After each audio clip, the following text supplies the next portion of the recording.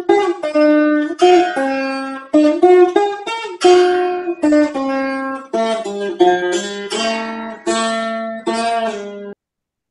नमः शांताय दिव्याय सत्यधर्मस्वरूपिणे स्वानंदामृततृप्ताय सुंदराय नमो नमः।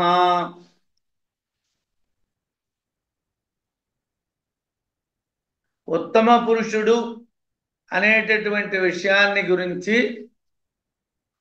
ఆత్మని ఉత్తమ పురుషుడు అనడం అనేటువంటి దాంట్లో ఉండవలసినటువంటి లక్షణాలని గురించి వివరించడం ప్రారంభిస్తున్నారు. దేహాది అజ్ఞానతః కార్యాత్ కారణత్వాచ్చ అయం ఉత్తమః జీవత్వహానాత్ బ్రహ్మత్వభావాచ్చ ఉత్తమత ఉచిత. ఆత్మ ఎందుకు ఉత్తమమైనటువంటిది? ఆత్మ గొప్పతనం ఏమిటి అంటే దేహాది శరీరము మొదలైనటువంటి వాటికంటే అజ్ఞానత అంటే అజ్ఞానము కంటే కార్యాత్ కార్యము కంటే దేహాద్ అజ్ఞానత కార్యాత్ శరీరము కన్నా అజ్ఞానము కన్నా కార్యములైనటువంటి వాటికన్నా కారణాచ్చ కార్యములకు మూలములైనటువంటి కారణముల కన్నా ఈ కంటి యందు ఉన్నటువంటి పురుషుడు, కంటి యందు ఏ పురుషుడైతే వర్ణించబడ్డాడో ఆ పురుషుడు దేహము కన్నా అజ్ఞానము కన్నా కార్యము కన్నా కారణము కన్నా అయం ఉత్తమః. ఈ దేహము యందు ఎవడైతే వర్ణించబడ్డాడో, కంటి యందు ఎవడైతే వర్ణించబడ్డాడో ఆ కంటి యందు వర్ణించబడినటువంటి పురుషుడు ఉత్తముడు. జీవత్వహానాత్ జీవత్వహానాత్ అంటే ప్రాణధారకమైనటువంటి జీవత్వము నశించుట వలన బ్రహ్మత్వ భావాచ్చ బ్రహ్మత్వ భావము పొందుట వలన ఈ ఆత్మకు ఉత్తమత ఉచిత. ఉత్తమత్వం అనేటువంటిది తగినటువంటిదే. ఈ దీనికి ఉత్తమత్వం ఎందుకు తగినటువంటిది అంటే ఇది దేహము కాదు, ఇది అజ్ఞానముతో కూడినటువంటిది కాదు, ఇది కార్యము కాదు, కారణము కాదు, దీనికి జీవగుణం లేదు. అందువలన ఏ కంటి యందు పురుషుడైతే చెప్పబడ్డాడో ఆ కంటి యందు చెప్పబడినటువంటి పురుషుడు ఉత్తముడు అని చెప్పాడు. దాన్ని ఉత్తముడు అంటారు. అది ఉచిత తగినటువంటిది అన్నాడు. కంటి యందు అని ప్రజాపతి చేత వర్ణించబడినటువంటి పురుషుడు అయినటువంటి ఆత్మ అంటే కంట్లోనని మొట్టమొదటికుండా ఇంద్రుడికి విరోచనుడికి చెప్పాడు. ఆ కంట్లో అని విరోచనుడికి ఇంద్రుడికి చెప్పినటువంటి ఏ పురుషుడున్నాడో ఆ పురుషుడు ఆత్మ. అతడు దేహము కాడు, అజ్ఞాన రూపము కాదు, అజ్ఞానము నుండి పుట్టినటువంటి కార్యము కాదు, అజ్ఞాన కార్యానికి కారణం కూడా కాదు. అంటే శరీరానికి సంబంధించినటువంటి అజ్ఞాన విషయము ఏదీ కాదు, శరీరానికి సంబంధించిన ఏ అజ్ఞాన విషయము కాదు. అందువలన జీవుడు అని కూడా వాడిని చెప్పడానికి లేదు. వాడిని ప్రత్యేకించి జీవుడు అనేటువంటి అవకాశం కూడా లేదు. వాడు జీవుడు కూడా కాదు. కాబట్టి బ్రహ్మభావము కలిగినటువంటిది కాబట్టి బ్రహ్మత్వ భావాచ్చ బ్రహ్మత్వ భావము కలిగినటువంటిది కాబట్టి ఆత్మను ఉత్తమ ఉచిత ఉత్తముడు అని చెప్పడం అనేటువంటిది ఉచితమైనటువంటి విషయము. అంటే శరీర విషయం కాదు, అజ్ఞాన విషయం కాదు, ఏది కుండ మూకుడు మొదలైనటువంటి కార్య విషయము కాదు, లేదు కారణం మట్టి వంటి కారణ విషయము కాదు, శరీర జీవుడు విషయము కాదు. కాబట్టి బ్రహ్మత్వ భావము కలిగినటువంటిది కాబట్టి కంటి యందు చెప్పబడినటువంటి పురుషుడు ఉత్తముడు అన్నాడు. వాణ్ణి ఉత్తముడు అనొచ్చునని. ఇక్కడ ఇంద్రుడు కంటి యందరి పురుషుణ్ణి చెప్పినప్పుడు అజ్ఞాన స్వరూప దేహంగా తత్కార్యంగా తత్కారణంగా అజ్ఞానానికే లొంగిపోవటం వలన జీవభ్రాంతి కలిగింది. ఇంద్రుణ్ణి విరోచనుణ్ణి కూర్చోబెట్టి బ్రహ్మగారు కంట్లో ఉన్నటువంటి పురుషుడు పరమాత్మ అని చెప్పాడు. కంట్లో ఉన్నటువంటి పురుషుడు అంటే ప్రతిబింబం అనుకున్నారు వాళ్ళు. ఆయన ప్రతిబింబాన్ని చెప్పలేదు.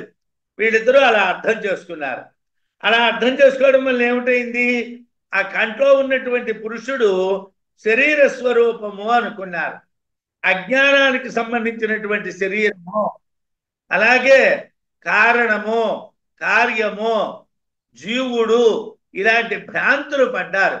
పడడం చేతను ఆ కంట్లో బ్రహ్మగారు ఏదైతే యథార్థమైనటువంటి ఆత్మని చెప్పారో దాన్ని వాళ్ళు గుర్తించలేకపోయారు. వాళ్ళకి దాన్ని గుర్తించేటువంటి శక్తి కలగలేదు. కానీ ఆ పురుషుడు అజ్ఞాన విషయం కాకపోవటం వలన, ఆ పురుషుడు అజ్ఞాన విషయం కాడు, ఉత్తముడు అని చెప్పబడడం ఉచితము. ఆ పురుషుణ్ణి ఉత్తముడు అని మనకి గుర్తించడం ఉచితమైనటువంటిదే. దాంట్లో ఏమీ దోషము లేదు. ఏవమేవ ఏష సంప్రసాద అస్మాత్ శరీరాత్ సముత్థాయ పరంజ్యోతిరుపసంపద్య స్వేన రూపేణ అభినిష్పద్యతే స ఉత్తమ పురుష అని చెప్పారు. అజ్ఞాన దశలో శరీరంతో ఐక్యాన్ని పొందినటువంటి పుత్ర భ్రాతృ జన్మ జర మరణ దశలో అనుభవించడం జరుగుతుంది. అజ్ఞానంలో ఏం చేస్తాం? శరీరంతో సంబంధం కలిగినటువంటి కొడుకు నేనే అనుకుంటాం. మా నాన్న ఫలానా, మా అమ్మ ఫలానా, నేను వాళ్ళకి పిల్లాడిని అనుకుంటున్నాం. ఇది మొదటి దోషం. రెండో దోషం ఏమిటి? నేను అన్నదమ్ముడిని. లేకపోతే మూడో దోషం ఏమిటి? నేను పుట్టాను. నాలుగో దోషం ఏమిటి? నేను ముసలివాడిని. ఇవన్నీ కూడా అజ్ఞాన దశకి సంబంధించినటువంటివి, శరీరాన్ని ఆశ్రయించడం వల్ల కలిగినటువంటి దోషములు.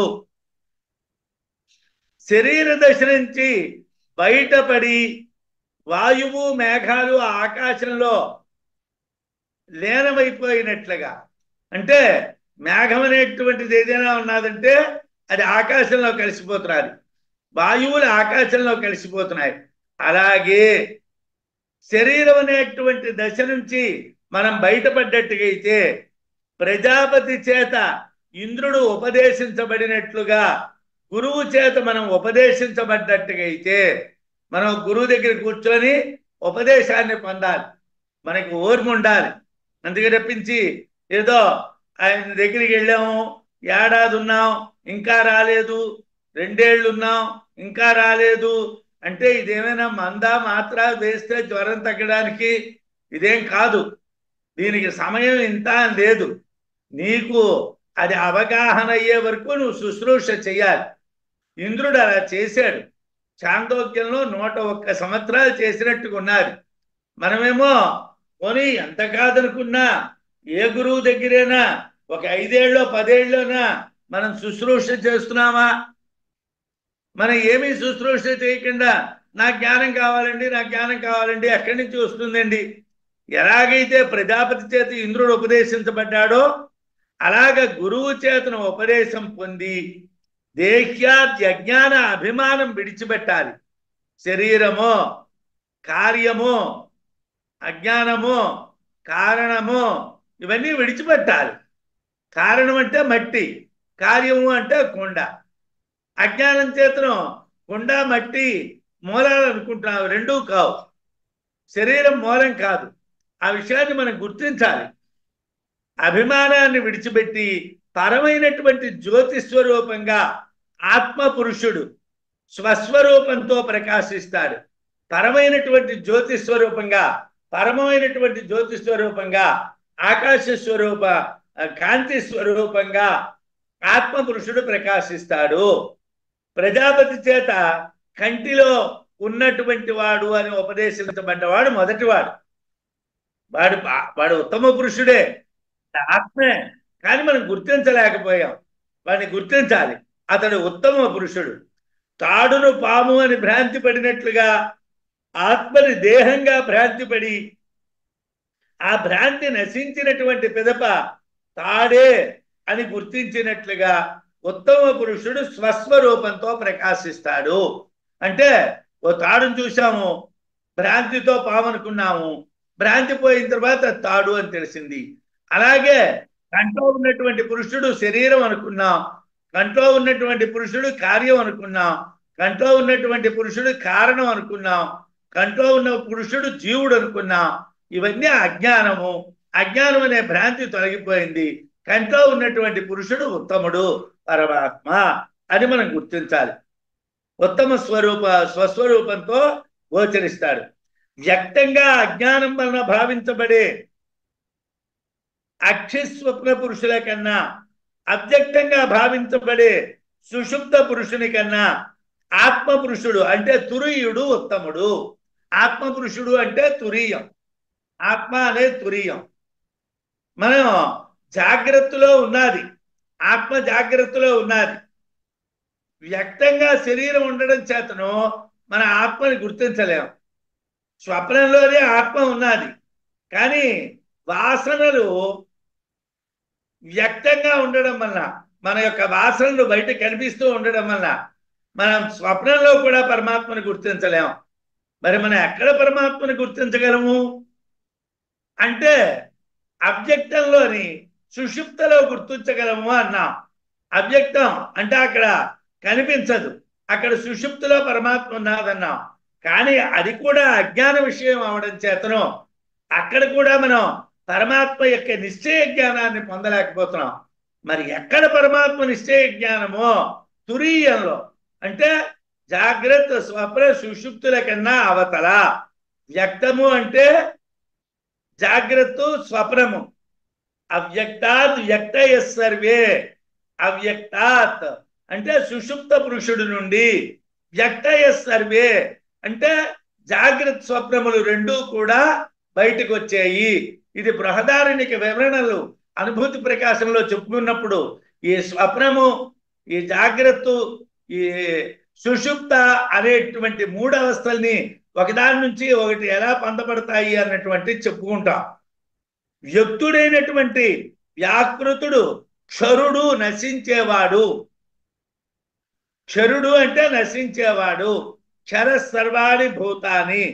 వ్యక్తుడైనటువంటి వ్యాకృతుడు అంటే జాగ్రత్త అవస్థలో ఉన్నటువంటి వ్యాకృతమైనటువంటి ఆత్మ ఏది ఉన్నాదో, అంటే శరీరము నందు చెప్పబడుతున్నది ఏది ఉన్నాదో అక్కడ ఉన్న శరీరం నశిస్తుంది కాబట్టి క్షరుడు అంటారు వాడిని.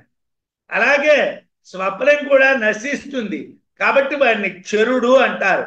అంటే వ్యక్తుడైనటువంటి వాళ్ళు జాగ్రత్త స్వప్నములు రెండూ కూడా క్షరములు, నశించేటటువంటివి. జాగ్రత్త నశించేది, స్వప్నము నశించేది. ఈ రెండింటిని క్షరము అంటారు. అక్షరుడు అంటే అవ్యాకృతుడు, అవ్యక్తుడు. అవ్యాకృతుడు, అవ్యక్తుడు అనేటువంటి పేర్లతో అక్షరుడు అనేటువంటి వాడిని పిలుస్తాం. అవ్యక్తుడు అంటే ఇందాకలా చెప్పాను, సుషుప్తావస్థలో ఉన్నటువంటి వాడు. అవ్యాకృతుడు వ్యాకృతం కానటువంటి వాడు. ఈ ముగ్గురి కంటే, అంటే ఈ సుషుప్తావస్థలో ఉన్నటువంటి పురుషుడి కన్నా కూడా వ్యక్తావ్యక్తముల కన్నా, అంటే జాగ్రత్త స్వప్న సుషుప్తుల కన్నా వీళ్ళనే క్షరుడు, అక్షరుడు అంటారు. క్షరుడు అంటే జాగ్రత్త స్వప్నములు, అక్షరుడు అంటే సుషుప్త. జాగ్రత్త స్వప్నములు క్షరములు, అక్షరుడు అనేటువంటి వాడు స్వప్నము, సుషుప్త. ఆ ముగ్గురు కంటే కూడా వీరికన్నా ఆత్మ పురుషుడు తురీయమైనటువంటి వాడు ఉత్తముడు అని మనం తెలుసుకోవాలి. వాడిని ఉత్తముడు అంటారు. ఉత్తముడు అనేటువంటి దానికి ఇంత నిర్వచనం ఉన్నది. అంటే జాగ్రత్త స్వప్నముల యందు ఉన్నటువంటి వాడు ఉత్తముడు కాడు, సుషుప్త యందు ఉన్నటువంటి వాడు ఉత్తముడు కాడు, తురీయమునందు ఉన్నటువంటి వాడు ఉత్తముడు. జాగ్రత్త స్వప్నాలని వ్యక్తం అంటారు, సుషుప్తని అవ్యక్తం అంటారు. వ్యక్తము కన్నా అవ్యక్తము కన్నా పరమైనటువంటి వాడు పరమాత్మ. వ్యక్తము కన్నా అవ్యక్తము కన్నా కూడా పరమైనటువంటి వాడు పరమాత్మ. వ్యక్తమంతా కూడా అంటే జాగ్రత్త స్వప్నములంతా కూడా క్షరములు. ఆ ఏదైతే జాగ్రత్త స్వప్నముల కన్నా భిన్నమైనటువంటి సుషుప్త ఉన్నదో అది అవ్యక్తము, దాన్ని అక్షరుడు అంటారు. క్షరుడు అక్షరుడు కూడా నశించే వాళ్ళే. చరుడు అక్షరుడు అనేటువంటి వాళ్ళిద్దరినీ కూడా మనం ప్రధానంగా తీసుకున్నాం. క్షరుడు కన్నా అక్షరుని కన్నా గొప్పవాడైనటువంటి తురీయం ఆత్మ ఏదున్నాదో అది మనం ఉత్తమము అని తెలుసుకోవాలి. ద్వావిమౌ పురుషౌ లోకే క్షరశ్చాక్షర ఏవ చ క్షరః సర్వాణి భూతాని కూటస్థోక్షర ఉచ్యతే. లోకంలో రెండు రకాలైనటువంటి పురుషులు ఉన్నారు. ఒక పురుషుడు ద్వావిమౌ పురుషౌ లోకే క్షరశ్చ అక్షర ఏవ చ, క్షరుడు అక్షరుడు అని ఇద్దరు పురుషులు ఉన్నారు. క్షరః సర్వాణి భూతాని, అన్ని భూతాల్ని ఏమిటంటాము? క్షరములు అంటాము. కూటస్థ అక్షర ఉచ్యతే, కూటస్థుడైనటువంటి సాక్షిని అక్షరుడు అంటాము. లోకే లోకమునందు క్షరశ్చ నశించేది, అక్షర ఏవచ అక్షరమైనటువంటిది అంటే నశించినటువంటిది అయినటువంటి ద్వౌ ఇమౌ ఈ రెండూ కూడా పురుషౌ పురుషులుగా చెప్పబడతారు. ద్వౌ పురుషౌ అంటే ఇద్దరు పురుషులు. ఆ ఇద్దరు పురుషులు ఎవరెవరు? క్షరుడు, మరోళ్ళు ఎవళ్ళు? అక్షరుడు. వీళ్ళిద్దరి గురించి మనకి చెప్పబడుతుంది. క్షరుడు అక్షరుడు అనేటువంటి వాళ్ళని ఇద్దరిని చెప్తున్నారు. భగవద్గీతలో ఈ శ్లోకం ఉంటుంది. ద్వావిమౌ ఈ రెండును కూడా పురుషౌ పురుషులుగా చెప్పబడతారు. వాళ్ళిద్దరిని పురుషులు అంటారు. క్షర సర్వాణి భూతాని, సర్వాణి భూతాని క్షర, అన్ని భూతాలు కూడా నశించేటువంటివి. అంటే పంచభూతములు మహాభూతములు కూడా నశించేటువంటివే. కూటస్థ సాక్షిగా ఉండేటువంటి రూపం అక్షర నశించనటువంటిది. కూటస్థ అక్షర ఉచ్యతే, కూటస్థుడైనటువంటి వాడిని అక్షరుడు అంటారు, నశించని వాడు అంటారు. లోకంలో నశించేది నశించనటువంటిది అని రెండు రకాలు ఉన్నాయి. పురుష స్వరూపములు రెండు చెప్తున్నారు. అందులో నశించేవి భూతములు అంటే పంచభూతములు, పృథివీ తేజో వాయురాకాశాలు. మహాభూతాన్ని అహంకార బుద్ధిరవ్యక్తమేవచ, అహంకారాన్ని బుద్ధిని అవ్యక్తాన్ని మహారూపములు అంటారు, మహాభూతములు అంటారు. మహాభూతాన్ని అహంకార బుద్ధి అవ్యక్తమేవచ, బుద్ధిని అవ్యక్తాన్ని బుద్ధిని అహంకారాన్ని అవ్యక్తాన్ని. మహాభూతాన్ని అహంకార బుద్ధి మనో మహాభూతాన్ని అహంకార బుద్ధి అవ్యక్తమేవచ, బుద్ధి అవ్యక్తము అహంకారము మూడు మహాభూతాలు. అవ్యక్తము అంటే ఇందాకలా సుషుప్తావస్థలో చెప్పినటువంటి వాడు ఎవడైతే ఉన్నాడో వాడు కూడా భూతాల్లోకే వస్తాడు. బుద్ధి భూతాల్లోకే వస్తుంది, అహంకారము భూతాల్లోకే వస్తుంది. మహాభూతాన్ని అహంకార బుద్ధిరవ్యక్తమేవచ, ఈ మూడింటిని కూడా మహాభూతాలు అంటారు. ఇవి కాకుండా ఇంద్రియాలు 5 చెప్తున్నారు, మొత్తం 8 చెప్తున్నారు. మనకి ఆ 8 కూడా మనం చూసినట్టుగా అయితే ఆ 8 కూడా నశించేటువంటివే. ఆ 8 కూడా ప్రధానమైనటువంటివి కావు. నశించేవి జాగ్రత్త స్వప్న లో కనిపించేటువంటి వ్యక్తాలు, నశించనటువంటిది సుషుప్తలో ఉండేటువంటి ఆత్మ, దీన్ని అవ్యక్తం అంటారు. అయితే కూటస్థుడు సాక్షి అని చెప్పబడేవాడే కదా ఆత్మ. అంటే అక్షరుడు ఆత్మే కదా. అవును ఆత్మే, కానీ అక్షరుడు అంటే మరి మీరు చెప్పినటువంటి కూటస్థుడు అంటున్నారు కదా, కూటస్థోక్షర ఉచ్యతే అంటున్నారు కదా, కూటస్థుడిని అక్షరుడు అంటున్నారు కదా. కూటస్థుడు అంటే సాక్షి కదా, సాక్షి అంటే పరమాత్మే కదా. అంటే అవునయ్యా, కరెక్టేనయ్యా, ఆత్మే కానీ ఉత్తముడు కాడు. ఆత్మే కానీ వాడి ఉత్తముడు కాడు. ఎందువల్లనంటే సుషుప్తిలో స్వస్వరూప జ్ఞానం ఉండదు. నిద్రపోతున్నప్పుడు ఆత్మ ఉంది, కానీ ఆ ఆత్మకి స్వరూప జ్ఞానం లేదు. ఆత్మకి స్వరూప జ్ఞానం లేదు కాబట్టి అది ఉత్తమ పురుషుడు కాదు. అది పురుషుడే కానీ అది ఉత్తమ పురుషుడు కాదు. అది పురుషుడు కాదని మేము అంటం లేదు. అది పురుషుడే. జాగ్రత్తలోనే పురుషుడు ఉన్నాడు, స్వప్నంలోనే పురుషుడు ఉన్నాడు, సుషుప్తిలోనే పురుషుడు ఉన్నాడు. జాగ్రత్తలో గుర్తించడం కష్టం, స్వప్నంలో గుర్తించడం కష్టం, సుషుప్తిలో గుర్తించడం సులభం. కానీ అక్కడ ఉన్నటువంటి అజ్ఞానం స్వస్వరూప జ్ఞానం లేదు కాబట్టి ఆ సుషుప్తిలో ఉన్నటువంటి అవ్యక్తమైనటువంటి పురుషుడిని కూడా, అక్షరుడైనటువంటి వాడిని కూడా మేము చెప్పినటువంటి తురీయ పురుషుడు ఉత్తముడు అనడం లేదు. మేము వాడిని ఉత్తముడు అనడం లేదు. పంచభూతాలు, మనోబుద్ధి, అహంకారాలు ఇవన్నీ 8 భూతాల కింద మనకి చెప్పాం. ఈ మహాభూతాలతో కూడినటువంటిదే వ్యక్తము శరీరం. క్షరం అయినటువంటిది జాగ్రత్త, స్వప్నము ఈ రెండింటిలో ఉంటాయి, ఈ వ్యక్తంలో ఉంటాయి. ఈ 8 భూతాల సంబంధం లేనటువంటి సుషుప్తి అంటే నిద్రలో ఉన్నటువంటి ఆత్మకి ఇంద్రియాలు కానీ ఇంద్రియ వ్యాపారాలు కానీ ఏమీ లేవు కాబట్టి ఏ భూతాలతోని సంబంధం లేదు. అది అవ్యక్తం, అక్షరము అవ్యక్తము. కానీ దేహాన్ని ఆశ్రయించినటువంటి అజ్ఞానం బింబరూపంగా ఉండడం చేత ఉత్తమం కాలేదు. బింబరూపంగా దేహానికి సంబంధించినటువంటి అజ్ఞానం ఉన్నది కాబట్టి ఆ సుషుప్తిలో ఉన్నటువంటి ఆత్మని ఉత్తమము అని మనం అంటం లేదు. ఉత్తమ పురుషస్త్వన్యః పరమాత్మేత్యుదాహృతః ఇత్యాహ భగవాన్ కార్యకారణాభ్యాంతముత్తమో.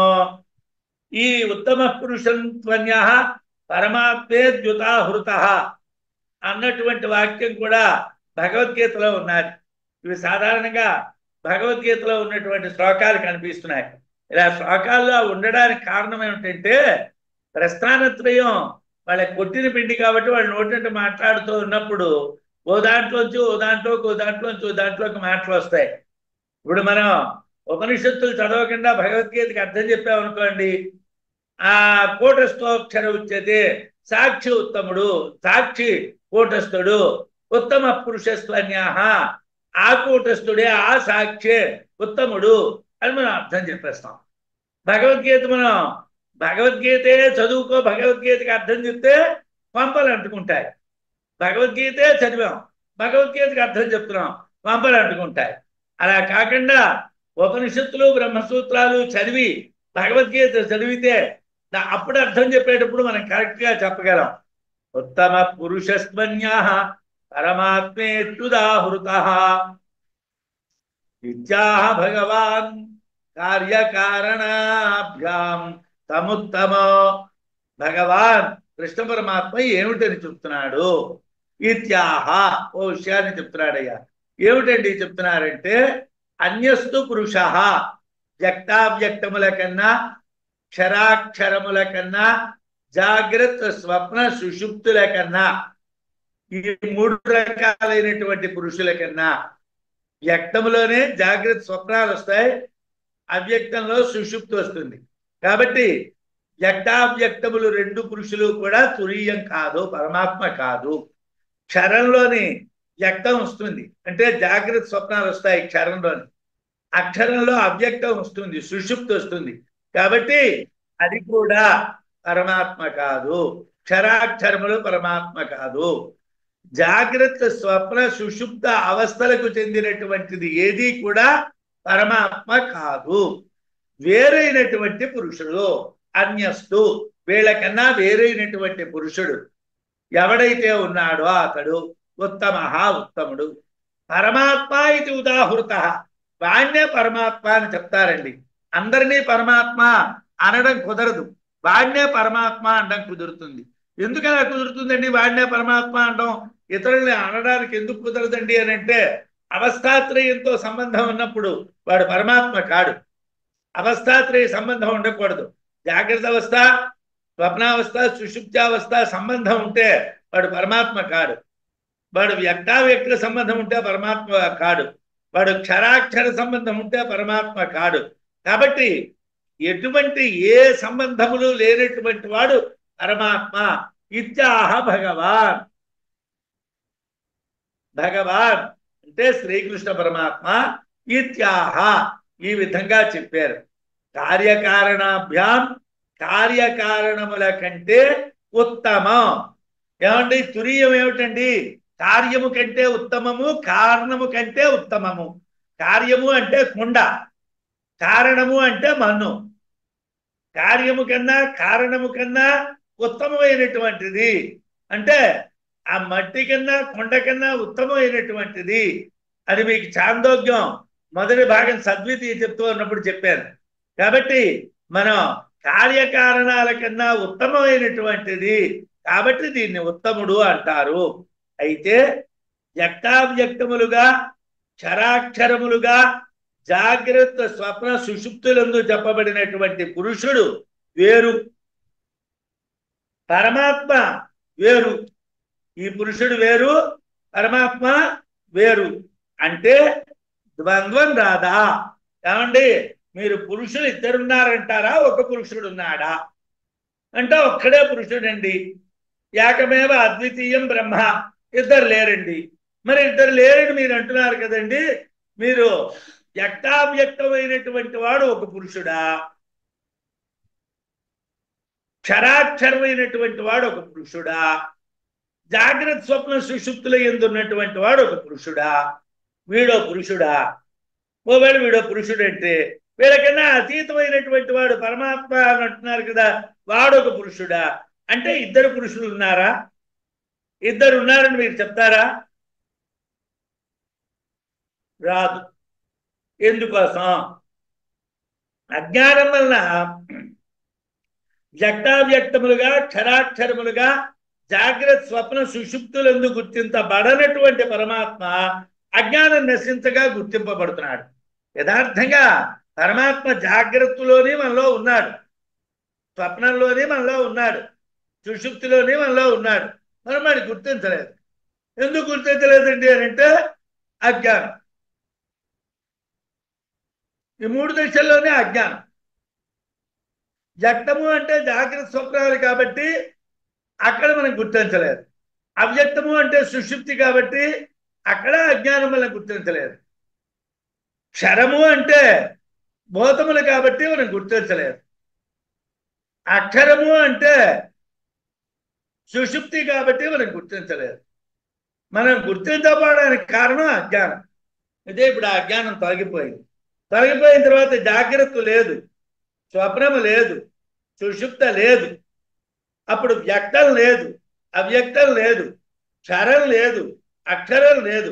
ఉన్నది ఒక్కడే ఉత్తముడు పరమాత్మే ఉన్నాడు. పరమాత్మే త్యుదాహృత, ఉన్నవాడు ఒక్కడే. ఈ విషయాన్ని భగవత్పాదుల వారు ఏన మిథ్యాజ్ఞానాది జనితం తత్ చ మిథ్యాజ్ఞానాది మిథ్యయా ఉచ్ఛేదితం. మనకి సరిగా జ్ఞానం లేకపోవటం చేత అజ్ఞానం చేత మనం ఏదో అనుకున్నాం. ఆ మిథ్యాజ్ఞానం బాగానే ఏమిటవుతుందండి? అరే పొరపాటు పడ్డామండి. ఇప్పుడు మనం లోపల పరీక్షలో రాస్తున్నాం పరీక్ష. ఏమండి వాడు ఆ సవర్ణ దీర్ఘ సంధి ఇచ్చాడు. మనం సవర్ణ దీర్ఘ సంధిని పొరపాటున ఆకార సంధి అని రాసేసాం. తెలుగు సంధి రాసాం, అది సంస్కృత సంధి. అది రెండు సంస్కృత పదాల మధ్య వచ్చేటువంటి సంధిని మనం తెలుగు సంధి ఆకార సంధి అని రాసాం. యువతలకు వచ్చాం. ఎలా రాసావురా? బ్రహ్మాండంగా రాశాంరా. ఏమిట్రా సంధి ఇచ్చారా? అకార సంధి. నీ మోహన్ రావు రెండు సంస్కృత పదాలు సవర్ణ దీర్ఘ సంధి. హర్రే పొరపాటు అయిపోయిందండి. వీడికి తెలుసు కానీ పొరపాటు అయిపోయింది. ఏమండి ఉపమాలంకారం ఇచ్చాడు. మనం ఉపమాలంకారం ఇచ్చిస్తాడా? మరీ చిన్నది ఇస్తాడా అని మనం ఉపమాలంకారాన్ని ఏ భ్రాంతి మద అలంకారం అనో లేకపోతే ఇంకో అలంకారం అనో మనం రాసేసాం. ఎదురుకు వచ్చిన తర్వాత అదేమిట్రా ఉపమా వాచకం కనిపిస్తున్నది, ఉపమానం ఉపమేయం కనిపిస్తున్నాయి, సాధర్మ్యం కనిపిస్తున్నది, ఈ మాత్రం తెలియదురా అంటే గురువుగారు పొరపాటు అయిపోయిందండి అన్నా. అజ్ఞానం చేతనే నశిస్తుంది. మిథ్యాజ్ఞానం వలన శరీరాదులు పుట్టాయి అని అనుకుంటున్నాం. విద్య చేత ఆ మిథ్యాజ్ఞానం పోతుంది. అత తత్ అనుభూతం ఏవ ఇది. ఆ మిథ్యాజ్ఞానము చేతనే, అజ్ఞానం పోవడం చేతనే మనకి తెలుస్తున్నది. ఆత్మ చేతను అది అనుభవించబట్టం లేదు. నిజంగా వీడు చదువుకున్నాడు, వీడికి వచ్చు, కానీ వీడు పొరపాటు పడ్డాడు, పొరపాటుని గుర్తించాడు. ఆ పొరపాటు అనేటువంటిది వాడి బుద్ధికి లేదు, ఆ గాభరాకు ఉన్నది. శిక్ష రాసుకున్నప్పుడు గాభరాలో పొరపాటు పడ్డాడు. అలాగే మనం కూడా ఈ జన్మలో వేగిరంగా మోక్షం వచ్చేయాలన్నటువంటి తాపత్రయంలో మనం జాగ్రత్తని ఆత్మే, సుషుప్తిని ఆత్మే, స్వప్నాన్ని ఆత్మే, వ్యక్తాన్ని ఆత్మే, అవ్యక్తాన్ని ఆత్మే, ఏమిటో తెలియక ఈ శరీరాన్ని ఆత్మే, కాళ్ళు ఆత్మే, చేతులు ఆత్మే, ముక్కు ఆత్మే, తిండము ఆత్మే. మన ఏమిటి, నాకు పేరు ప్రతిష్టలు వేగిరంగా రావాలి, నేను గొప్ప జ్ఞాని అన్న అందరూ అనుకోవాలి అని అలౌకిక విషయాలు లౌకిక విషయాలు కలిపి మాట్లాడుతున్నాం. అలా మాట్లాడితే ఏమవుతాం, మనం దెబ్బతినేస్తాం, మిథ్యాజ్ఞానంలో పడిపోతాం. మనం యథార్థ జ్ఞానం నుంచి మిథ్యాజ్ఞానానికి వెళ్ళిపోతాం. లౌకిక విషయాల్లోకి వెళ్ళకూడదు, వెళ్తే పొరపాటు వస్తుంది. అదే జరిగింది. వాడు ఆ విషయాన్నే చెప్పాడు. దాన్ని స్మరించకపోతే ఆత్మకి సర్వజ్ఞత్వం ఉండదు కదండి. ఏమంటే అజ్ఞానంతో ఈ పొరపాటు చేశాను అని ఆత్మ గుర్తించాలి కదా. అలా గుర్తించకపోతే ఆత్మని సర్వజ్ఞుడు అని ఎలా అంటారండి అంటే, ఇక్కడ ఉదాహరణ చెప్పారు శంకర భగవత్పాదుల వారు. ఒకటి పిచ్చి పట్టింది, వాడికి ఏదో మందులు ఇప్పించో ఏదో చేసి వాడి పిచ్చి పోగొట్టాం. పిచ్చి పోగొట్టిన తర్వాతను వాడు, ఒరే నువ్వు పిచ్చిగా ఈ పనులు చేసావురా అంటే, నేనేం చేశానండి, నేనేం చేయలేదంటాడు. అంటే వాడు కాడా, వాడే పిచ్చి అనేటువంటి దానివల్ల వాడు అలా చేశాడు. అలాగే దెయ్యం పట్టింది, ఓ 2 రోజులు దెయ్యం వాడు ఒంటి మీద ఉన్నప్పుడు వాడు ఏవో పనులు చేశాడు. ఎవరో నువ్వు ఇలా చేశా, అబ్బాయి నేనేం చేయలేదండి అంటాడు. అంటే ఈ పిచ్చి దెయ్యము అనేటువంటి ఎలాగైతే పడితే వదిలిపోతాయో తెలియవో, అలాగే ఈ అజ్ఞానం కూడా దానంతరం అదే పోతుంది. అది పోయిన తర్వాత అది పోయిందన్న విషయం కూడా మనం గుర్తించక్కర్లేదు. అజ్ఞానంలో చేసినటువంటి విషయాల్ని కూడా మనం గుర్తించక్కర్లేదు. ఆ విషయానికి సంబంధించినటువంటి జ్ఞానం ఉండదు కదా, అయినా అతడికి లోటు లేదు కదా. తథా యహాపి సంసారిభిః అవిద్యాదోషవద్భిః యదనుభూయతే తత్సర్వాత్మానం అశరీరన్న స్పృశతి అవిద్యా నిమిత్తత్వాత్ అని వ్యాఖ్యానం భగవత్పాదుల వారు. ఎలాగైతే దెయ్యం పిచ్చి పట్టినటువంటి వాళ్ళకి అవి గుర్తు లేకపోయినా వాళ్ళని మనుషులుగానే మనం గుర్తిస్తున్నామో, అలాగే అవిద్య వలన జరిగినటువంటి పొరపాట్లు గుర్తు లేకపోయినా వాడికేమీ తక్కువతనం రాదు. వాడు సర్వజ్ఞుడే, ఆత్మ సర్వజ్ఞుడే, వాడికి అవిద్య అనేటువంటి నిమిత్తం ఉండదు అని చెప్పారు. చెప్పి సర్వాత్మభూతుడైనటువంటి అశరీర అయినటువంటి పరమాత్మకు అవిద్య లేదు కాబట్టి వాడికి ఏ దోషము ఉండదు అని భగవత్పాదుల వారు చెప్పారు. అందువలన సుషుప్త్యాత్మ ప్రత్యేగాత్మ అయినా అజ్ఞాన దోషం కలిగి ఉండటం వలన వీటన్నిటికంటే పరమాత్మే అశరీరి అయినటువంటి వాడే సర్వాత్మయే ఉత్తముడు. సుషుప్తిలో మన ఆత్మని గుర్తించినప్పటికీ అక్కడ అజ్ఞానం ఉన్నది కాబట్టి దానికన్నా తురీయంలో ఉన్నటువంటి పరమాత్మే శరీరం లేనటువంటి వాడే సర్వాత్మభూతుడైనటువంటి వాడే ఉత్తముడు అని మనకు చెప్పారు. ఉత్తమోయం గుమాన్మూఢ మూఢ ప్రాణినామపి వర్ధ విద్యతే తత్ర తత్వవిదః కోతిశయః స్యాత్ ఇది చేత్ శృణు. మరో ప్రశ్న వేశాడు శిష్యుడు. ఏమిటండి, ఏమండి ఉత్తముల్లోనే ఆత్మ ఉన్నది, అధముల్లోనే ఆత్మ ఉన్నది, మరి ఉత్తముల్లో ఉన్న గొప్పతనం ఏమిటండి అన్నాడు. రెండో ఆత్మ అయినప్పుడు వాడి గొప్పతనం వీడి తక్కువతనం ఏమిటున్నదండి, రెండూ సమానమే కదండి అన్నాడు. అయం ఈ ఉత్తమ పుమాన్, ఉత్తమ పురుషుడు మూఢ ప్రాణినామపి మూఢులైనటువంటి జడాజడముల అన్నింటి యందు కూడా, జీవుల అన్నింటి యందు కూడా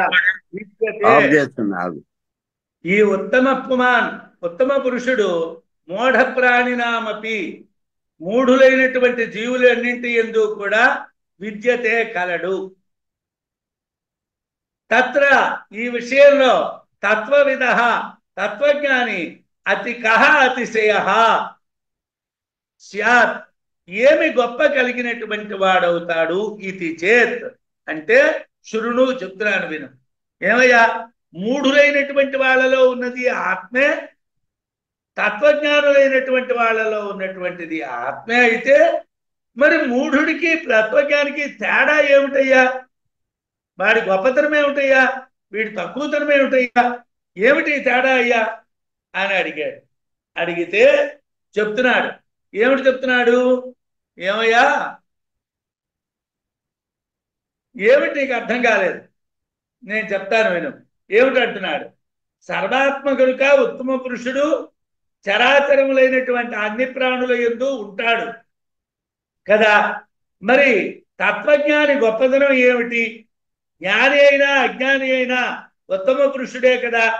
లోపల ఉన్న ఆత్మలో భేదం లేదు కదా అంటే వివరణ చెప్తాను అన్నారు. అది నీకు అనుమానం వచ్చింది కదా, నేను వివరణ చెప్తాను. ఏమిటయ్యా ఆ వివరణ? పరమా సతోత్తమ బ్రహ్మరూప తత్వవిత్వ స్వాత్మ వస్తుని పర్యేతి స్వాత్మ బుద్ధ్యైత సర్వదేహస్తమీక్షతే. ఏమండి, సతు ఆ జ్ఞాని ఉత్తమం బ్రహ్మరూపం, ఉత్తమమైనటువంటి బ్రహ్మస్వరూపమైనటువంటి ఆత్మ. సతు ఉత్తమం బ్రహ్మరూపం, ఆ జ్ఞాని ఉత్తమమైనటువంటి బ్రహ్మస్వరూపమైనటువంటి ఆత్మ. తత్వవిత్తు తానే బ్రహ్మము అని తెలిసిన అతడు స్వాత్మ వస్తుని తనదైనటువంటి ఆత్మస్వరూపమునందు పర్యేతి వ్యాపించిన వాడై ఉంటాడు, పొందిన వాడై ఉంటాడు. ఏతం ఈ ఆత్మను స్వాత్మ బుద్ధ్యా తన యొక్క ఆత్మగా సర్వదేహస్థంగా అన్ని దేహాల్లో ఉన్నదాన్నిగా ఈక్షతే దర్శిస్తాడు. తత్వజ్ఞాని గొప్పతనం ఏమిటయ్యా అని అంటున్నావు కదా. తత్వజ్ఞానికి వీడికి ఆత్మ ఉన్నప్పటికీ వాడికి సర్వాత్మ భావం లేదు, వీడికి సర్వాత్మ భావం ఉంది. తత్వజ్ఞాని తనలో ఉన్నటువంటి ఆత్మని అందరిలోనే దర్శించగలడు. తనలో ఉన్నటువంటి ఆత్మని అందరిలోనే దర్శించగలడు. ఎవళ్ళు? తత్వజ్ఞాని. అది లేనటువంటి వాడు అందరిలోనే దర్శించలేడు. ఎవడైతే అశరీరి సర్వాత్మ భావము కలిగినటువంటి పురుషుడు చెప్పబడినాడో అతడు ఉత్తమమైనటువంటి బ్రహ్మస్వరూపమే, అతడు ఉత్తమమైనటువంటి బ్రహ్మమే.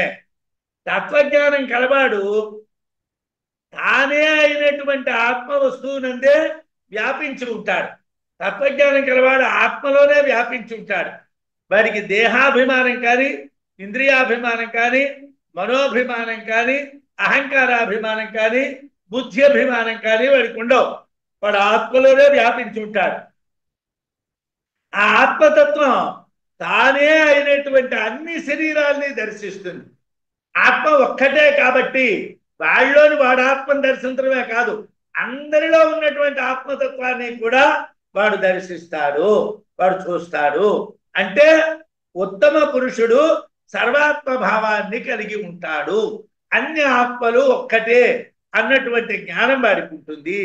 అతనికి శరీర భావము లేదు కనుక అన్ని దేహములందు ఉన్నటువంటి ఆత్మ సమానమే. ఈ సర్వాత్మ భావమే బ్రహ్మము, అదే ఉత్తమమైనటువంటిది. సర్వాత్మ భావాన్నే బ్రహ్మము అంటారు, దాన్నే ఉత్తమమైనటువంటిది అని చెప్తారు. ఉత్తమం ఏమిటండి అని అంటే సర్వాత్మ భావం. అన్ని ఆత్మల యందు కూడా తనను తాను దర్శించడం, తనలో దర్శించబడినటువంటి ఆత్మని అన్నింటి యందు దర్శించగలిగేటువంటి శక్తి అంటే సర్వాత్మ భావ శక్తి కలిగి ఉండడమే ఉత్తముని యొక్క గొప్పతనము. ఈ విషయం ఎలా చెప్తారండి మీరు అంటే, సహ ఉత్తమ పురుష సతత్ర పర్యేతి జక్షత్ క్రీడన్ రమమాణః స్త్రీభిర్వా యానైర్వా జ్ఞాతిభిర్వా నోపజనం స్మరన్ ఇదం శరీరం. ఆ ఉత్తమ పురుషుడు సర్వాత్మభూత పర్యేతి, సర్వాత్మ భావము పొందినటువంటి వాడై అన్నింటి యందు సంచరించును, అన్ని జీవుల్లోని తిరుగుతాడు. రమణ మహర్షి ఉత్తమ పురుషుడు. ఎవరి సుఖ దుఃఖాలైనా ఆయనకి వెంటనే అందుబాటులోకి వస్తాయి. ఆయన సర్వాత్మభావం కలవాడు. సర్వాత్మభావం కలిగినటువంటి వారికి ఎవరి సుఖ దుఃఖాలైనా వెంటనే వాళ్ళకి ఆత్మభావంలో గోచరిస్తాయి. ఎందుకంటే వాడు అన్ని ఆత్మల్లోని వాడి ఆత్మని చూడగలుగుతున్నాడు.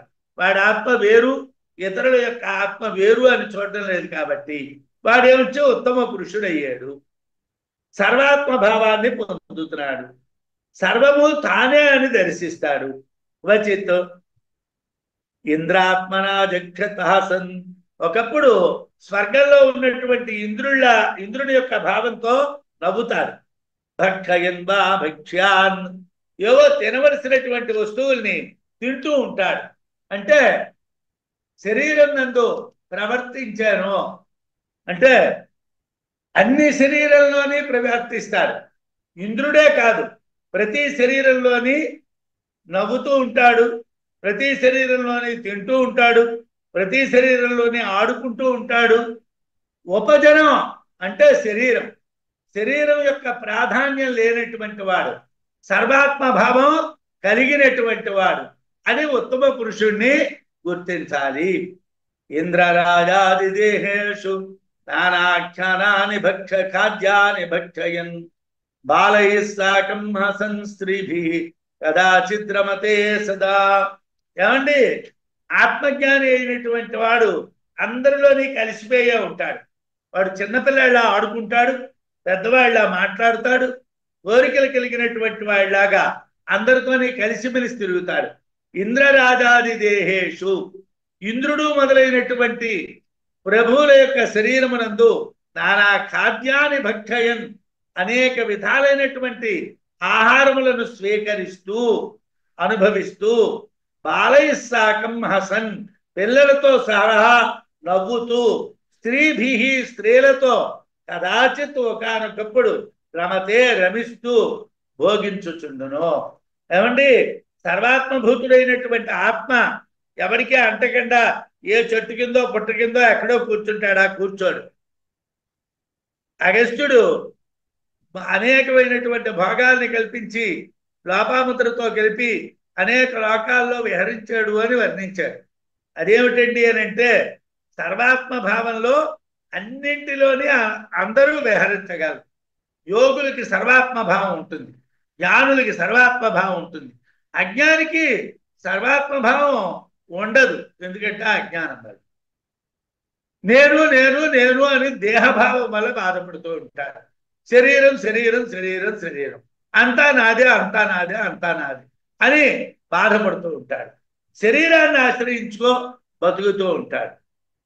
శతక్రతువులు ఆచరించినటువంటి శ్రేష్టమైనటువంటి ఇంద్ర శరీరంతో పాటు అనేక శ్రేష్టమైనటువంటి దేహాల్లో ఉంటాడు.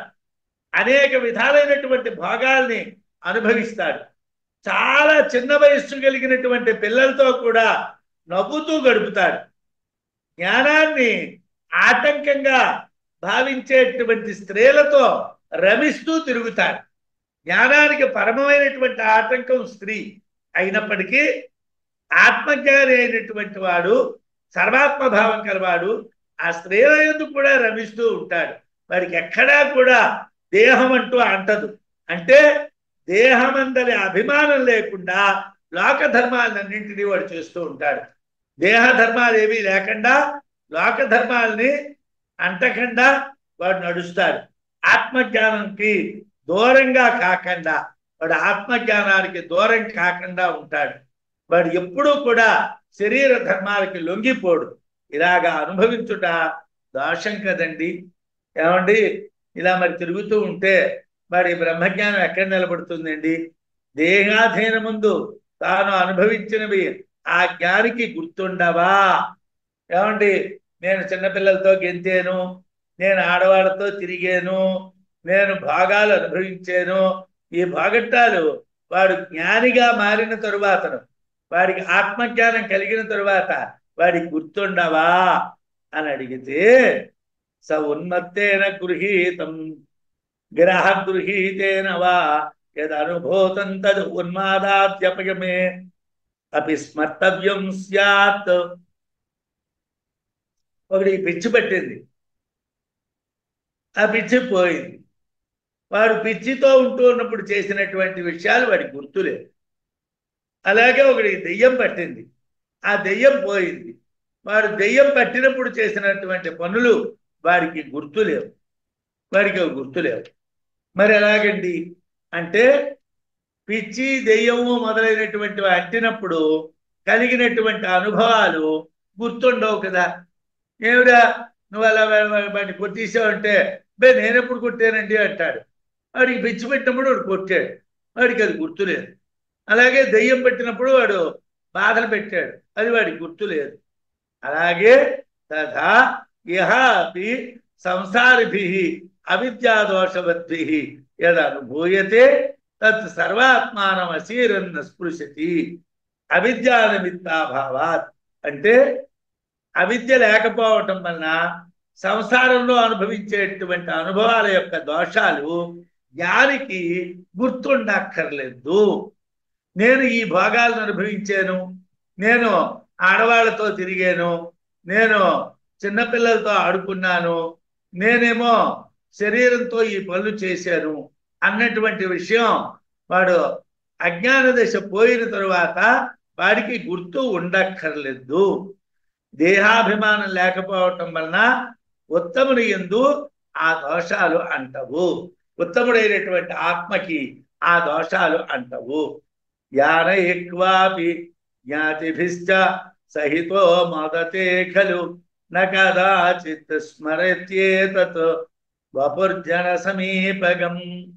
ఏమండి, ఆత్మజ్ఞానం అయినటువంటి వాడు ఆత్మజ్ఞానాన్ని పొందాడు, వాడు సర్వాత్మభావంతో ఉన్నాడు.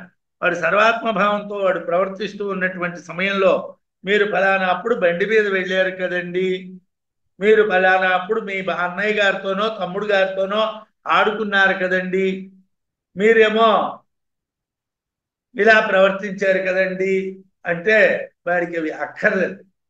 ఇందాకలా దానికి కారణం చెప్పాను. అజ్ఞాన దశ అనేటువంటిది పిచ్చి దెయ్యం పట్టినటువంటి దశ లాంటిది. పిచ్చి దెయ్యం పట్టినప్పుడు ఆ తప్పులు చేసాం, ఆ పిచ్చో దెయ్యమో పోయింది.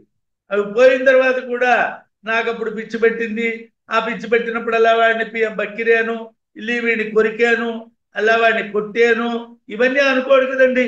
పిచ్చి పోయింది, వాడు అందరితోని మామూలుగా ఉంటాడు. అలాగే దెయ్యం పోయింది, వాడు అందరితోని మామూలుగానే ఉంటాడు. అలాగే అజ్ఞానం పోయింది, వాడు ఆత్మభావంతోనే ఉంటాడు. వాడికి శరీర దుఃఖాలు శరీర సుఖాలు వాడికి తెలియవు. జ్ఞానై వాహనములతోడ జ్ఞాతిభిశ్చ సహిత బంధువులతో కూడినటువంటి వాడై వాపి ఒకానొకప్పుడు మోదతే ఖలు సంతోషిస్తూ ఉంటాడు. ఏతం ఇది అంటే ఏమండి, జ్ఞానైనటువంటి వాడు అలాగ తిరగొచ్చునా, అలాంటివన్నీ ఉండొచ్చునా, పుట్టినప్పటి నుంచి ప్రహ్లాదులాగే ఉండాలి తప్పించి మరి ఆత్మజ్ఞానం ముందు లేకుండా తర్వాత వస్తే ఆ ముందున్నటువంటి అజ్ఞానానికి సమాధానం ఎవరు చెప్తారండి? ఇవన్నీ కాదండి చెప్తున్నారు విద్యారణ్యుల వారు. ఏమిటంటే ఆ భోగ విషయంలో కదాచిత్ ఒకప్పుడైనా నస్మరతి గుర్తు తెచ్చుకోడు, వాడి గుర్తురాదు. నేను ఫలానా వాళ్ళతో ఆడుకున్నాను, ఫలానా వాళ్ళతో తిరిగాను, ఫలానా వాళ్ళ దగ్గర పరిగెట్టాను, ఫలానా వాళ్ళని కొట్టాను, ఫలానా వాళ్ళని తిట్టాను, ఇవేమీ కూడా వాడికి గుర్తురావు, తెచ్చుకోడు. ఏతత్ ఈ జన సమీపకం బంధుజన సామీప్యము అంటే శరీర సామీప్యం, వపుహు శరీరము గుర్తించుకోడు. అంటే ఏమండి, ఈ బంధువులతో సంబంధించినటువంటి ఈ స్నేహితులతో సంబంధించినటువంటి ఈ లోకంతో సంబంధించినటువంటి విషయాలను వాడు గుర్తుపెట్టుకోడు. ఇప్పుడు మనకి అవే గుర్తుపెట్టుకుంటాం. మనం వేదాంతానికి కూడా వీడియో తీసుకొని ఆ వీడియో చూసుకొని ఓహో నేను ఇంత గొప్ప వేదాంతినా అని ఆనందిస్తాం. అలాగే ఫోటోలు తీసుకుంటాం, ఫేస్బుక్లోనో ఎక్కడో యూట్యూబ్లోనో లేకపోతే ఎక్కడో వాట్సాప్లోనో పెట్టుకుంటాం. నేను ఎంత గొప్పవాడినో చూడండి. నువ్వు పెట్టినటువంటిది ఫోటోవా ఆత్మ? నువ్వు ఏడు పెట్టావు. ఏమండి, భాగవతం మీద అద్భుత ప్రసంగం చేసినటువంటి రామసుబ్బారావు గారు అని పెట్టారు. రామసుబ్బారావు గారు భాగవతం మీద ప్రసంగించారా, శరీరం ప్రసంగించిందా? శరీరం ప్రసంగించదు. ఏది ప్రసంగిస్తుంది? ఆత్మ ప్రసంగిస్తుంది. ఆత్మే మాట్లాడుతుంది, ఆత్మే చూస్తుంది, ఆత్మే వింటుంది. వినేటువంటిది, మాట్లాడేటువంటిది ఆత్మే. మరి ఆత్మ నువ్వు ఎక్కడ ఫోటో తీసావు? నువ్వు శరీరాన్ని ఫోటో తీసావు కదా. అది నువ్వు పడుతూ ఉన్నటువంటి భ్రాంతి. నువ్వు ఆ భ్రాంతి, నువ్వు అజ్ఞానంలో ఉన్నావు అన్నమాట. అంటే అనేక విధాలైనటువంటి వాహనాలతో, బంధువులతో కలిసి తిరిగి ఆ శరీర భాగ విషయాలు ఎప్పుడూ గుర్తు తెచ్చుకోడు. కారణం 106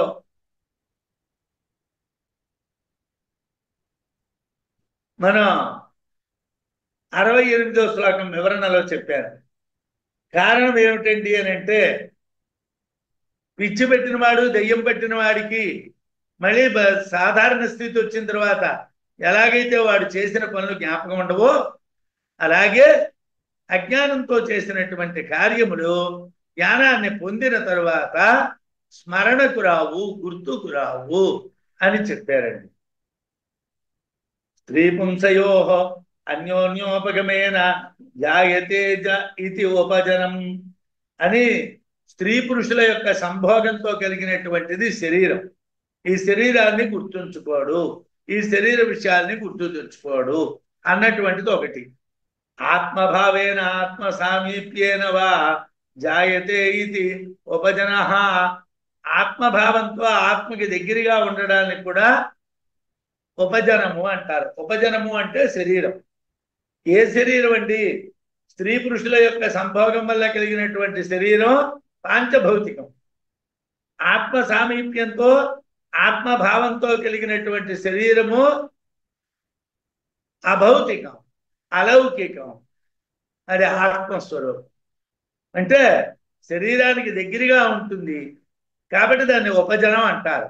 ఉపజనం అంటే శరీరం. ఏ శరీరం అండి అని అంటే, 2 రకాల శరీరాలు ఉన్నాయి. అజ్ఞానంలో ఉన్నప్పుడు నేను ఫలానా వాళ్ళ పిల్లడిని, ఫలానా వాళ్ళ అన్నయ్యని, ఫలానా వాళ్ళ తమ్ముడిని, ఫలానా వాళ్ళకి భర్తని, ఫలానా వాళ్ళకి భార్యని. ఇది మన అజ్ఞానంలో ఉన్నటువంటి దశ. ఆ దశ దాటి మన జ్ఞానంలోకి వచ్చినప్పుడు మీ అన్నయ్య ఎవరండి, మీ తమ్ముడు ఎవరండి, మీ అక్కయ్య ఎవరండి అన్నటువంటి ప్రసక్తే ఉండదు, ఆ ఆలోచనే ఉండదు. అయితే ఆత్మ సర్వాత్మకమని భావించేటువంటి వాడికి ఈ ఉపజన స్మరణ ఉండదు.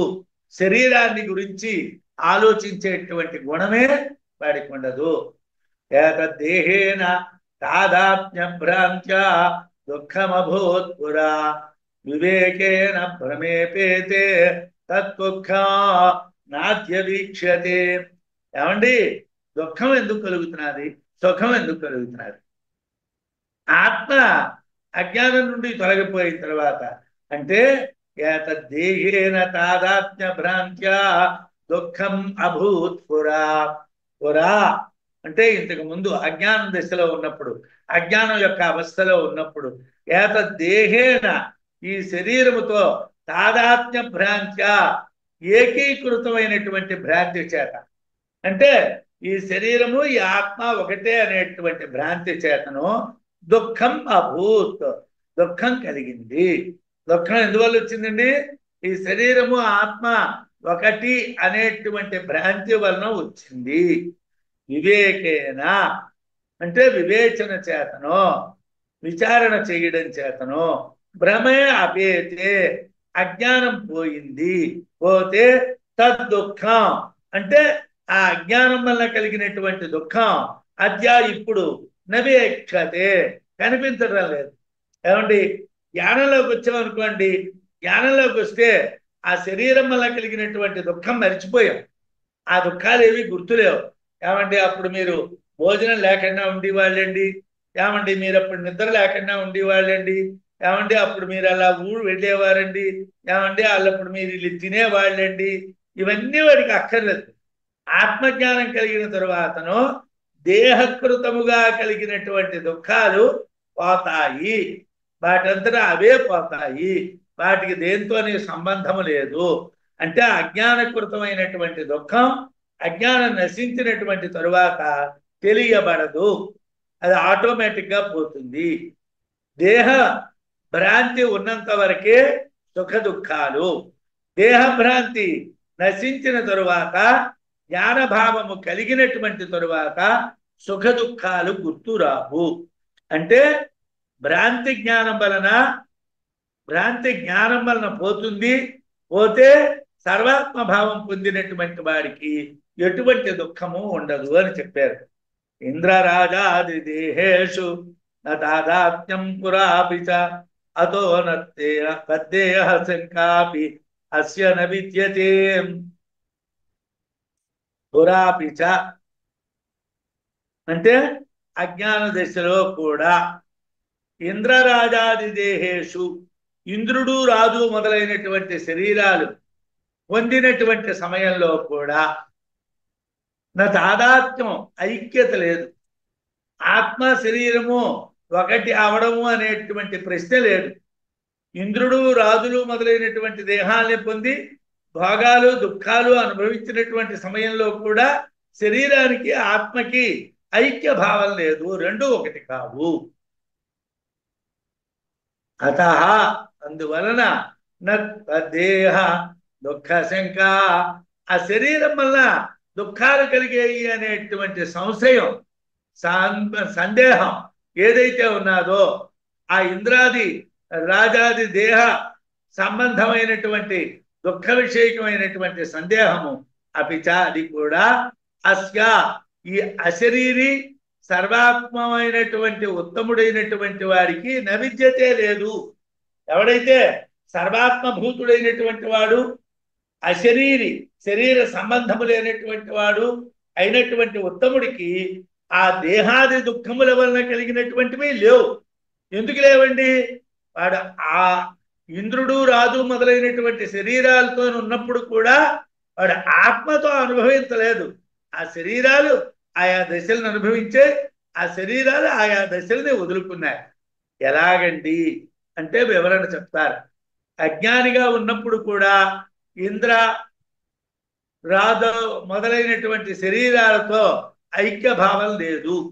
అందువలన ఆయా శరీరాలకు సంబంధించినటువంటి దుఃఖం కూడా ఉత్తముడికి లేదు అన్నారు. అంటే దేహం అనేది ఆరోపణ విషయం మాత్రమే. శరీరం ఏమిటి? ఆరోపణ. అంటే ఇదో అధ్యాస మాత్రమే, యథార్థంగా శరీరం లేదు. తాడునందు పావును ఆరోపిస్తున్నాం. అక్కడ ఉన్నటువంటి తాడు ఎందు పావును ఆరోపించాం, దానివల్ల భయం కలిగింది. యథార్థానికి అక్కడ పామే లేకపోతే భయం ఎలాంటి వస్తుంది? పాము లేదు, భయము లేదు, అది నిజం కాదు. ఎందుకంటే అజ్ఞానం వలన కలిగినటువంటిది ఆరోపణ మాత్రమే. అజ్ఞానం వల్ల కలిగినటువంటిది ఏమిటి? ఆరోపణ మాత్రమే. అలాగే ఇంద్రరాజాది దేహముల యందు ఐక్యభావం కూడా ఆరోపణే.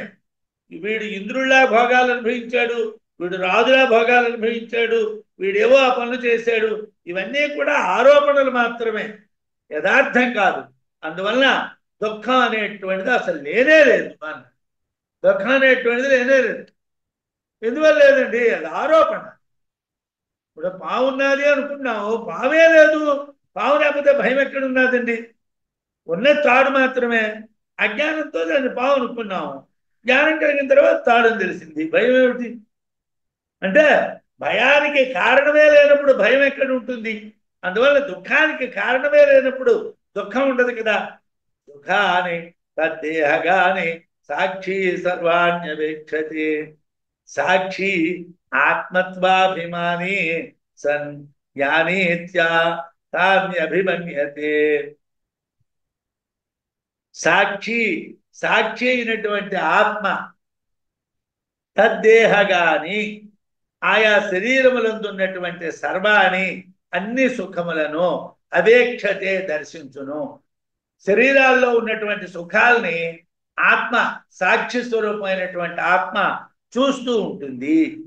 సాక్షి ఆత్మ, ఆత్మత్వాభిమానీ సన్, ఆత్మ విషయమునందే అభిమానం కలిగినటువంటిది జ్ఞాని. ఆత్మను తెలిసిన అతడు తాని ఆ సుఖములను అభిమన్యతే, తెలుసుకుంటూ ఉంటారు. అంటే ఆహా, ఈ సుఖాలున్నాయి, ఈ సుఖాలున్నాయి. ఏమండి, సుఖాలు కూడా దుఃఖాలాగే ఆరోపణలే కదండి. మరి ఆరోపణలైనటువంటి దుఃఖాల్ని తెలుసుకుంటున్నాడు, ఆరోపణలైనటువంటి సుఖాలని చూస్తున్నాడు అని సుఖాల విషయానికి వచ్చేసరికల్లా చూస్తున్నాడు, దర్శిస్తున్నాడు అని అనడం, దుఃఖాలు లేవు అనడం తప్పు కదండి. సుఖానికి దుఃఖం ద్వంద్వం. దుఃఖం ఎలాగైతే ఆరోపణ లేనటువంటిదో, సుఖం కూడా ఆరోపణే లేనటువంటి. మరి ఎలాంటప్పుడు దీన్ని దర్శిస్తున్నాడు, ఇది ఉన్నది అని ఎలా చెప్తారండి? అలా చెప్పొచ్చునా అంటే, సాక్షి ఆత్మత్వాభిమానం, ఆత్మత్వమే వాడికి అభిమానం, ఆత్మ అనే భావమే వాడికి అభిమానం, శరీరాభిమాని కాదు. సుఖ దుఃఖ సంబంధం లేదు. అయినా ఆత్మత్వాభిమానంతోనే, అంటే దేహబుద్ధి లేకుండానే సర్వాత్మ భావంతోనే శరీరమునకు సంబంధించినటువంటి సుఖాన్ని దుఃఖాన్ని కూడా దర్శిస్తారు. అంటే వాటికి అంటాడు, చూడటమైతే చూస్తారు కానీ అంటాడు, ఆసక్తుడు అని గుర్తించాలి. అయితే ఇక్కడ సుఖాన్ని ఒక్కటే చెప్పారు, దుఃఖాన్ని చెప్పలేదు. మరి మీరెందుకు దాన్ని కలిపారు అని నన్ను మీరు అడగొచ్చు. ఇంకోటి ఏమిటంటే, దుఃఖాన్ని దగ్గరికి వచ్చేసరికల్లా విద్యారణ్యుల వారి అభిప్రాయం మార్చుకున్నారు. సుఖానికి ఆ మాట వాడకుండా దుఃఖానికి వాడారు. అదేమిటో చెప్పిన తర్వాత ఈ ఆరోపణ విషయం చెప్తాను. దుఃఖాన్ని అవీక్ష్యేతే సాక్షి తథాప్యేతేషు తత్వవితో నాభిమానముపాదత్తే దుఃఖానాం మాయికత్వతః. సాక్షి అయినటువంటి ఆత్మ దుఃఖములను అవీక్ష్యతే, దర్శించుచుండును. తథాపి, అయినప్పటికీ, ఏతేషు, ఈ దుఃఖముల యందు తత్వజ్ఞాని అయినటువంటి వాడు ఉత్తముడు అభిమానం, స్వత్వభావాన్ని, నాది అనేటువంటి భావాన్ని నా ఉపాదత్తే, పొందడు. అంటే ఈ దుఃఖం నాది అనుకోడు. దుఃఖముల యొక్క స్వభావము మాయికత్వత, అంటే మాయాజన్యములు అవటం వలన, దుఃఖములు అనేటువంటివి మాయ వలన కలుగుతున్నాయి. అందువలన దుఃఖాల్ని నాది అనుకోడు. అయితే సుఖాల్ని నాది అనుకుంటాడా? మరి సుఖాల్ని దర్శిస్తున్నాడు కదా. అంటే ఆత్మ దుఃఖాలను దర్శించినా వాటి యందు తాను అభిమానాన్ని పొందదు. దుఃఖములు మాయా విషయాలు కాబట్టి. మాయ అనేదే లేనిది, యామా సా మాయ, ఏది లేదో అదే మాయ. అంటే మాయ అనేటువంటిది లేని దాని వల్ల గోచరించేవేవి లేవు. అంటే లేనిది మాయ కాబట్టి ఆ మాయలో వచ్చినటువంటి దుఃఖాలు కూడా లేవు. అందువలన ఆత్మ దృష్టిలో దుఃఖాలు లేవు కనుక దుఃఖాలని తన స్వరూపంగా ఆత్మ భావించదు. దుఃఖాలని ఆత్మ తన స్వరూపము అనుకోదు, మాయ కాబట్టి. అయితే మరి సుఖాలని తన స్వరూపం అనుకుంటుందా? అనుకోదు. కానీ వాటిని ఎందుకు దృశ్యతే అన్నాడు అక్కడ. మాయికత్వత అని ఎందుకు అనలేదు, నవీక్షేతే అని ఎందుకు అనలేదు, అక్కడ ఆ మాట ఎందుకు వాడలేదు అంటే, సత్వం సుఖే సంజయతి, సుఖం అనేటువంటిది సత్వగుణంలో కలుగుతుంది. సత్వగుణం అనేటువంటిది ఆత్మజ్ఞానానికి దారి. ఆత్మజ్ఞానానికి దారి అయినటువంటి సత్వగుణములో సుఖాలు కలుగుతాయి. కాబట్టి సుఖాల్ని దర్శించాడు అన్న చోట అది మాయని కానీ అది లేదని కానీ చెప్పక్కర్లేదు. ఎందుకలా చెప్పక్కర్లేదంటే ఆ సత్వగుణంలోంచే మనకి బ్రహ్మాన్ని దర్శించేటువంటి శక్తి కలుగుతుంది కాబట్టి, సత్వంలోనే సుఖాలు ఉంటాయి కాబట్టి. కానీ దుఃఖం విషయానికి వచ్చేసరికల్లా రజ కర్మణి భారత, కర్మల యందు రజోగుణం ఉంటుంది. అంటే మనం చేసేటువంటి కర్మలు భ్రాంతి కారణాలు అవుతాయి, దానివలన దుఃఖాలు కలుగుతాయి. అందువలన సుఖ దుఃఖాలు రెండు ద్వంద్వాలైనప్పటికీ కూడా సత్వగుణానికి సంబంధించినటువంటిది కాబట్టి సుఖాన్ని చూస్తున్నాడు అని చెప్పాడు. దుఃఖం దగ్గరికి వచ్చేసరికల్లా దుఃఖం అనేటువంటిది సత్వగుణం కాదు కాబట్టి దాని యందు అభిమానము ఉండదు అని చెప్పాడు. దుఃఖమునందు అభిమానం ఉండదు అన్నాడు. సుఖమునందు అభిమానం ఉంటుందా అంటే సుఖం అనేటువంటిది సత్వానికి సంబంధించినటువంటిది కాబట్టి దాన్ని దర్శిస్తాడు అని చెప్పాడు. ఈ తేడా ఈ రెండు శ్లోకాల్లోని. సుఖంలో సత్వం ఉన్నది, దుఃఖంలో కర్మ ఉన్నది. దుఃఖంలో కర్మ ఉన్నది కాబట్టి దుఃఖంలో అభిమానం లేదు, సుఖంలో సత్వం ఉన్నది కాబట్టి సత్వాన్ని చూస్తున్నాడు అని చెప్పారు. ఇలాగా సుఖ దుఃఖాలు అనేటువంటి ఆరోపణలు మాత్రమే. ఆత్మ ఉత్తముడు, ఉత్తముడైనటువంటి ఆత్మని పరమాత్మని తెలుసుకోవటమే మనం తెలుసుకోవాల్సినటువంటి విషయంగా బోధించారు. మళ్ళీ మనం లక్ష్మీవారం నాడు మిగతా భాగం చెప్పుకుందాం. స్వస్తి.